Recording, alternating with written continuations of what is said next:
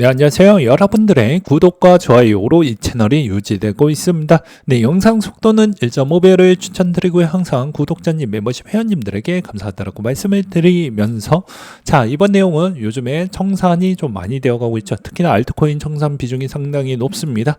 그래서 이번에도 추가적인 악재가 무엇이 있는지 한번 더 검토하는 영상으로 한번 준비를 했고, 우리는 어떻게 대응을 해야 될지에 따른 영상 내용도 같이 한번 담겨놨으니 또 보시고 잘 현명하게 투자하시길 바라겠습니다.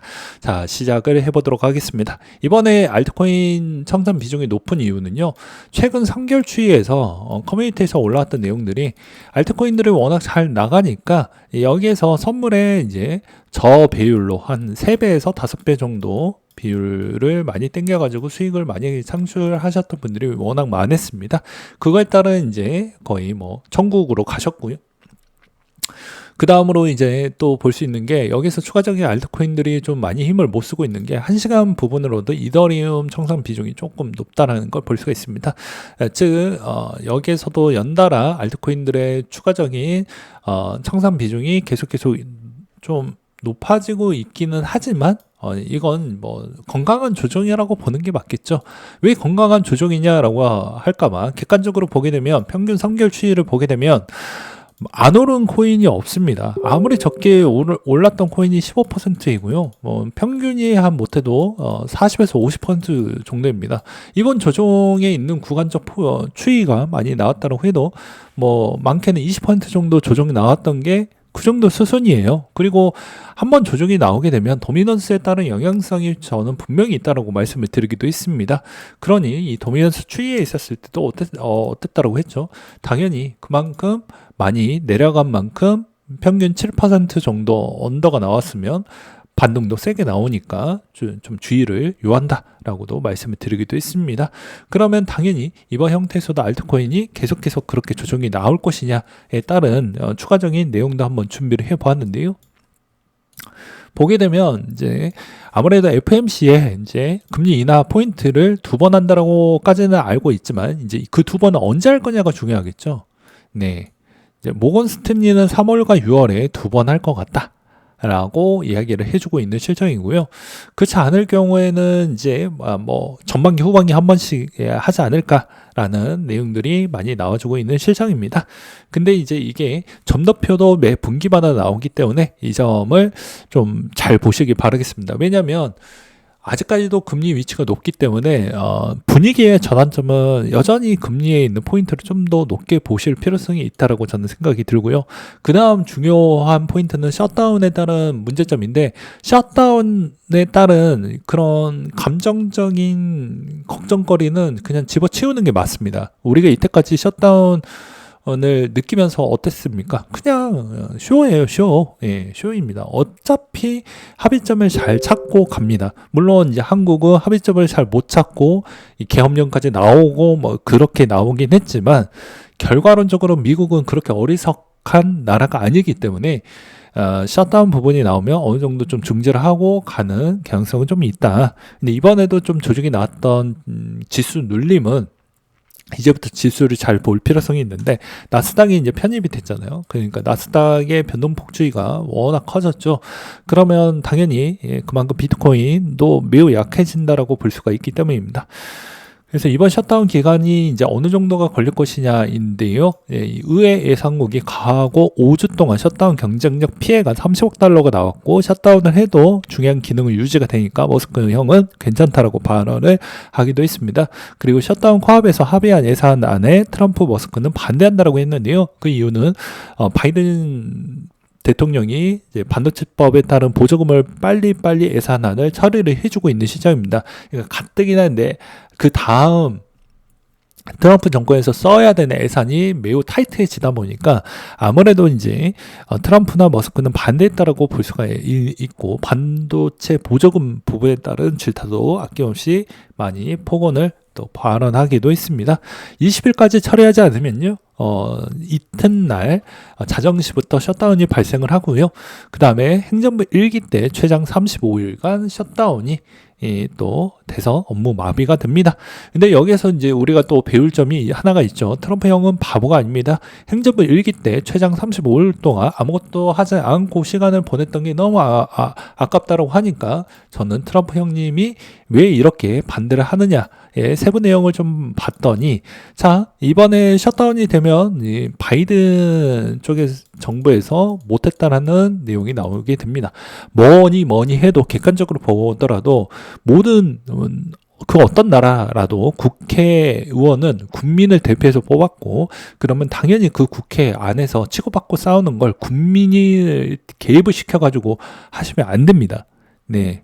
그냥 국회는 국회 안에서 마무리를 짓는 게 맞다라고 저는 보여지거든요. 뭐가 됐든 간에. 근데 마찬가지로 바이든도 요 상태에서도 바이든 정부 안에서 어차피 셧다운이 나봐야 결과론적으로는 바이든 정부 안에서에 따른 타격이 더욱더 커지기 때문에 요거를 요 안에서 어느 정도 마무리하게끔 트럼프와 머스크가 압박을 많이 넣어주고 있는 모습이고요. 그러면 당연히 이 예상안 안에 일부는 크립토에 또 많이 쓸 것이기 때문에 상당히 우리한테는 긍정적이다라고 볼 수 있습니다. 그리고 발목도 잡히지 않고 예산안하고 그 다음에 부채 한도도 같이 증액을 해달라고 푸시를 해주고 있기 때문에 나쁠 건 없죠. 그래서 부임까지 아직까지도 시간이 아직 많이 남았기 때문에 나쁠 건 없다라고 볼 수가 있습니다. 두 번째로는 이제 이게 도지와 머스크 관련된 내용인데요. 머스크가 테슬라 CEO가 국가 기밀 보호 규정을 위반했다라는 혐의가 연방 정부 조사를 받고 있다. 이제 출처는 뉴욕 타임즈에서 나왔던 내용인데요. 자, 해외 정상과 자주 만남을 갖고도 보고하지 않아서 규정 위반이다라고 이야기를 하고 있는데, 이것도 뭐 크게 문제되진 않을 것 같습니다. 아무래도 머스크 형님이 여기서 문제가 발생을 하면 도지한테도 직격타를 받게 되고, 그 다음에 미국 행정부 부분에 따른 그런 또 변수가 생기기 때문에 아마 큰 문제점이라고 볼 수는 없을 것 같습니다. 그리고 이런 내용들이 나오고 있다는 건 이제 예산안 부분이 내용이 나왔기 때문에 절묘한 시점에 맞춰가지고 이런 내용들도 같이 나와주고 있다라고 보시면 될 것 같습니다. 그러니까 즉 나와 비슷한 생각을 갖고 있는 쪽에 따른 사람이 아니면 이런 반대정인에 있는 내용들도 계속 같이 수면 위로 올라온다고 보시면 될 것 같습니다. 그리고 이제 그 다음으로 좀 문제가 될 수 있는 내용 중에 하나는 이제 일본의 금리 인상 관련된 내용인데요. 이시하라 히로미라는 분이 있는데 아오니 주식 투자 책임자입니다. 애널리스트라고 볼 수가 있는데요. 이제 일본의 금리 인상 어떻게 보고 있냐라고 하니까 12월 결정 동결된 거 놀랍지 않고 1월 중에 0.25% 올릴 것 같다라고 이야기를 해주고 있습니다. 외국인이 이야기하는 게 아니고요. 일본 안에서 바라보고 있는 동향에 대해서 이야기를 하고 있기 때문에 아무래도 0.25% 올린다고 해도 엔캐리 부분에 따른 문제점은 없고 오히려 약간의 이제 시장이 조금씩 주춤하는 그런 모습은 보일 것 같습니다. 그러니까 이제 그렇다라고 하면 어차피 상반기에 한번 금리 인하를 해줄 것으로 보여지기 때문에 엔캐리의 뭐 부족분은 또 주변 국가들에 따른 금리 인하로 어느 정도 해소를 해줄 것으로 보여지기 때문에 크게 문제될 건 없다.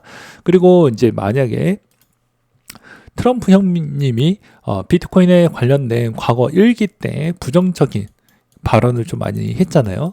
그럼 2기 때는 이제 자기가 당선하기 위해서 긍정을 했지만 또 취임하고 나서는 이걸 어떻게 될지 모르겠다라고 생각하시는 분들이 있을까봐 제가 한번 정리를 해드리도록 하겠습니다.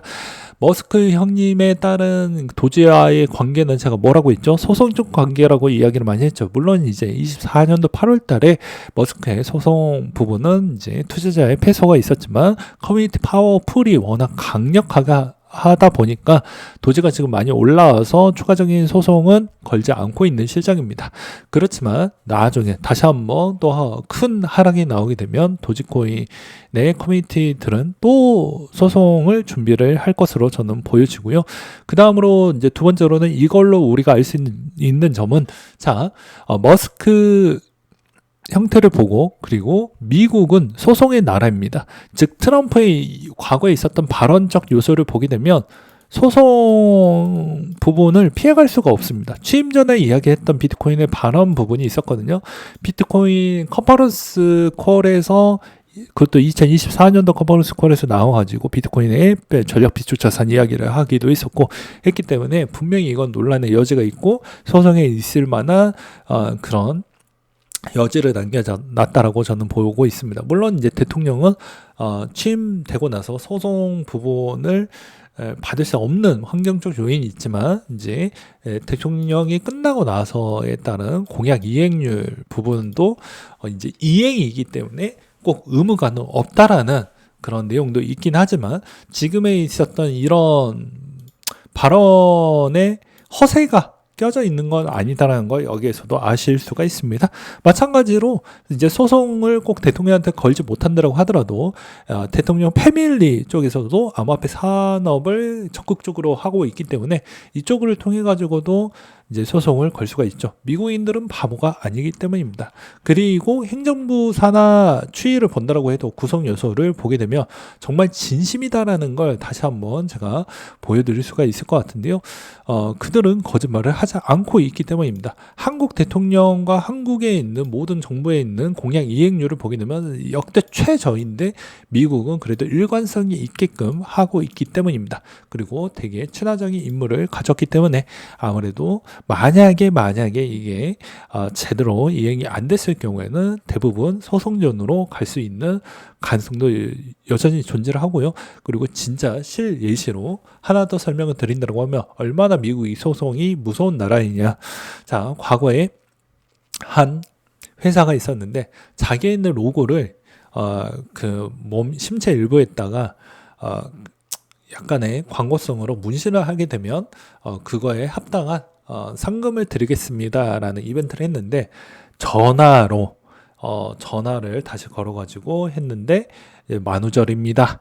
우리는 지급을 해줄 수 없습니다. 그걸 믿었습니까? 이마에다가 이제 뭐 아주 유명한 짤이죠. 이마에다가 문신을 박아가지고 여자친구도 없어지고 돈도 잃고 회사에서도 잘렸던 그런 형태로 소송전을 가져갔는데 이제 거기에 따른 소송 결과가 승소로 가져가면서 기존 상금 대비보다 3배에서 4배 정도 받아갔다라는 아주 유명한 일화가 있었고요. 그 다음에 이제 추가적인 또 내용이 하나가 더 있죠. 자, 세상에 이런 법이 뜨겁다고 말해야지 소송. 요것도 되게 어이가 없는 내용인데 별거 아닌 거인데도 소송을 거는 그런 나라입니다. 우리나라도 요즘 비슷하게 흘러가고 있는 실정인데 트럼프도 마찬가지입니다. 자기의 있는 발언에 있는 그런 비트코인 발언 부분에 교묘하게 넘어갈 수 있어도 패밀리 쪽에 추가적인 소송을 피해가 나갈 수는 없을 것이다 라는 게 이제 제 주장입니다.